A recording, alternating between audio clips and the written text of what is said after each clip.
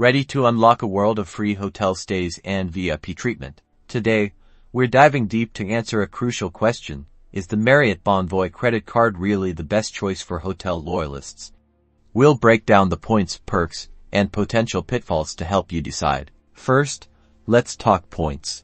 These cards shower you with Bonvoy points for every dollar you spend, especially on Marriott stays. Some cards offer more points at restaurants and gas stations too. Compare welcome bonuses and point earning rates to find a card that matches your spending habits. But points aren't everything. Consider the perks.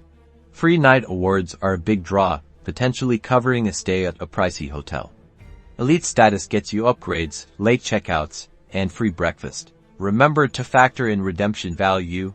Are you getting the most bang for your buck when you use your points?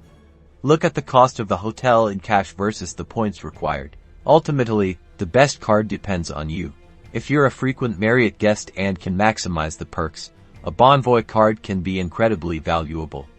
If you prefer flexibility across different hotel brands, a general travel card might be a better fit. Do your research and happy travels.